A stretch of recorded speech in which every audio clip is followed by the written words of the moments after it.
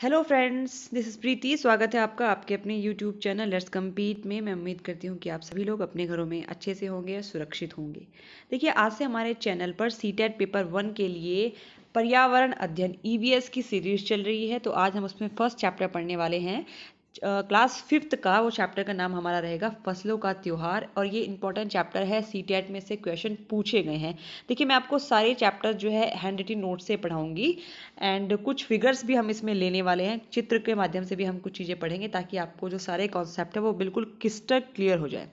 चलिए जी, देखते हैं इस चैप्टर में क्या क्या लिखा है। तो सारे मैंने पॉइंट्स नोट कर लिए हैं, तो इन पॉइंट्स से बाहर आपका सीटेट में कुछ भी नहीं आएगा। चलिए, फर्स्ट पॉइंट है हमारा, जनवरी माह के मध्य से भारत के लगभग सभी प्रांतों में फसलों से जुड़ा कोई ना कोई त्योहार अवश्य मनाया जाता है। देखिए, पहला पॉइंट तो आपको ये याद रखना है कि मिड जनवरी जो होता है, जनवरी के बीच से हमारे इंडिया में जो है फसलों से रिलेटेड त्योहार मनाए जाते हैं। जैसे अगर आप उत्तर प्रदेश उत्तराखंड से बिलोंग करते हैं तो वहाँ पे मकर संक्रांति मनाई जाती है। अब ये त्योहार मनाए क्यों जाते हैं, सेकंड पॉइंट ये है। ये भी कई बार पूछ लेते हैं सीटेट में, क्या वजह है। कोई फसलों के त्योहार को के तैयार हो जाने की खुशी में ये त्योहार मनाता है, और कुछ लोग अच्छी पैदावार और फसलों के घर आने का इंतजार करते हैं। दो रीज़न है त्योहार मनाने के। कुछ लोगों की तो फसल तैयार हो जाती है तो इसलिए त्योहार मनाते हैं। कुछ लोग ये प्रे करते हैं भगवान से कि उनको अच्छी पैदावार मिले। चलिए, अब वो कौन कौन से त्योहार है वो हमको डिस्कस करने हैं जो कि फसलों से रिलेटेड है। बहुत इंपॉर्टेंट क्वेश्चन बनेगा इसमें सीटेट से, तो ये तो आपको बिल्कुल भी मिस नहीं करना है।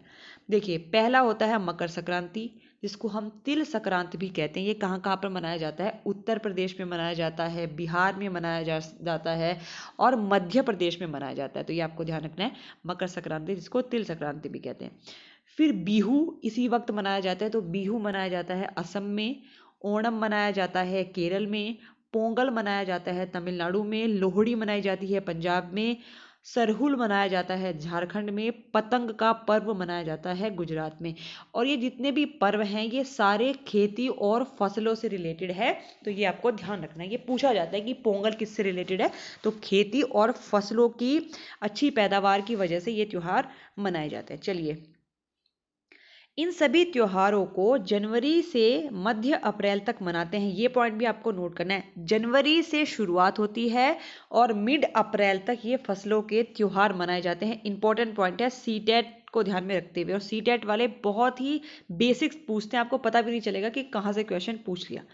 अब हम धीरे धीरे एक एक करके इन त्योहारों को थोड़ा डिटेल में डिस्कस करते हैं। चलिए, पहला जो हमको त्योहार डिस्कस करना है सरहुल, जो कि हमने अभी पढ़ा है कि वो कहाँ पर मनाया जाता है, झारखंड में मनाया जाता है। अब वो त्योहार को हम कैसे मनाते हैं ये भी इंपॉर्टेंट है, क्या उसका प्रोसेस है। चलिए, पहली बात तो आपको ये ध्यान रखना है कि 4 दिनों तक ये त्योहार चलता है। एक एक नंबर के छोटे छोटे से पॉइंट है, कैसे भी पूछ सकते हैं, तो इसलिए आपको एक भी पॉइंट मिस नहीं करना है। 4 दिनों तक ये त्योहार चलता है। सेकंड चीज, इस त्योहार में साल के पेड़ की पूजा होती है, ये आपको ध्यान रखना है। और इसी समय साल के पेड़ पर फूल आते हैं, तो जो प्रकृति होती है काफी सुंदर लगती है। तो याद करने का तरीका, स से सरहुल, स से साल। ठीक है। थर्ड पॉइंट हमारा है, और क्या क्या लोग करते हैं, स्त्री पुरुष अपने घरों के सामने एक पंक्ति में खड़े होकर कमर में बाहें डालकर नृत्य करते हैं। तो ये पूछा जाता है कि सरहुल में किस तरह का नृत्य होता है। तो स्त्रियां और पुरुष जो है अलग अलग एक दूसरे की बाहों में डालकर नृत्य करते हैं।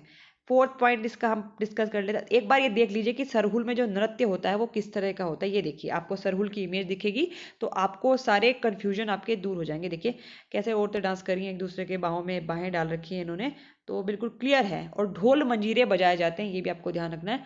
ढोल मंजीरे बजा करके सरहुल में नृत्य किया जाता है। चलिए, नेक्स्ट पॉइंट है, अगले दिन नृत्य करते हुए एक दूसरे के घर जाते हैं और फूल के पौधे लगाते हैं। छोटे छोटे पॉइंट है, मैंने अभी बोला आपको। तो कई बार आपसे ऐसे पूछ लेगा कि सरहुल में क्या क्या चीज़ें होती हैं, तो कुछ पॉइंट्स आपको दिए होंगे या फिर आपको ऑर्डर अरेंज करने के लिए दे देगा, तो इसलिए आपको ध्यान रखना है। अगले दिन क्या करते हैं, नाचते हुए एक दूसरे के घर जाते हैं, फूल के पौधे लगाते हैं, चंदा भी मांगते हैं एक दूसरे के घर जाकर। अब पूछा जाएगा कि चंदे में क्या मांगा जाता है, तो मांगा जाता है मुर्गा, चावल और मिश्री। ये 3 चीजें सरहुल में मांगी जाती हैं जब वो चंदा मांगते हैं। और सबसे लास्ट में फिर वो खाना पीना और खेलना उनका होता है। और फिर तीसरे दिन इसमें पूजा करी जाती है। ठीक है, अब देखिए 4 दिन तक हमने बोला ये फेस्टिवल चलता है, तो पूजा कब होती है? तीसरे दिन होती है, ये भी आपको ध्यान रखना है। और फिर वो अपने कानों में सरई का फूल लगाते हैं। तो ये भी पूछा जाता है कि ये जो त्योहार है झारखंड में होता है, इसमें कौन सा फूल लगाते हो आप? सो सरई का फूल अपने कानों में लगाते हैं। अब ये है कि झारखंड में अलग अलग जनजातियां पाई जाती हैं, तो अलग अलग जनजातियां सरहुल को अलग अलग समय पर मनाती हैं। अब आपको ये देखना है कि कौन सी जनजाति कौन से समय पर सरहुल मनाती है, इंपॉर्टेंट क्वेश्चन है। संथाल जनजाति मनाती है फरवरी मार्च में, ओराव की जनजाति मनाती है मार्च और अप्रैल। और ये सारी आदिवासी जनजातियां हैं, तो आदिवासी लोग हमेशा प्रकृति की पूजा करते हैं, ये भी पूछा जाता है। और इसी वजह से सरहुल में साल के पेड़ की पूजा होती है, बिकॉज साल भी एक पेड़ है, वो प्रकृति का हिस्सा है। चलिए नेक्स्ट पॉइंट मैंने इसमें लिखा है, इसी दिन बसंत ऋतु की शुरुआत मानी जाती है, धान की पूजा होती है और यह धान अगली फसल में बोया जाता है। जब ये सरहुल का त्योहार मनाया जाता है तो तभी वो मानते हैं कि बसंत की ऋतु की शुरुआत हो गई है, धान की पूजा करते हैं और वो जो पूजा हुआ धान होता है फिर उसी को जो है खेतों में बोया जाता है। चलिए अब हम देखते हैं पोंगल। पोंगल में क्या क्या होता है? ठीक है, अब पोंगल में बेसिकली क्या होता है, खरीफ की फसलें चावल अरहर मसूर घर आती हैं, ये आपको ध्यान रखना है। और नए ध्यान से कूट करके चावल निकाला जाता है। तो आपसे सीधे भी पूछा जा सकता है कि खरीफ की फसलें कौन कौन सी हैं, चावल अरहर मसूर, या पूछा जा सकता है कि पोंगल में कौन सी फसलें घर आती हैं, तो चावल अरहर और मसूर। फिर क्या करते हैं, नेक्स्ट स्टेप पोंगल को कैसे मनाते हैं, फिर वो नए मटके में चावल दूध व गुड़ डालकर धूप में रखते हैं पकने के लिए। ठीक है, एक नया मटका लाया जाता है, उसमें थोड़ा चावल डालेंगे, दूध डालेंगे, गुड़ डालेंगे और उसको लगभग 10:30 से 12 बजे तक धूप में रखा जाता है। और साबुत हल्दी मटके के चारों तरफ बांधी जाती है। तो अब बेसिकली जो खीर बनानी होती है वो उनको सूरज की रोशनी में बनानी होती है, इसी वजह से 10:30 से 12 बजे तक वो मटका रखा जाएगा सूरज में। अब क्या होता है, दूध में उफान आने पर, जब दूध उबलने लगता है खीर का और जब चावल और दूध बाहर आने लगता है, तो जो वहाँ के लोग हैं वो पोंगल पोंगल कहकर चिल्लाते हैं। तो इस तरीके से पोंगल बनता है। अब क्वेश्चन ये नहीं आएगा इसमें, क्वेश्चन आएगा कि पोंगल पोंगल का मतलब क्या है।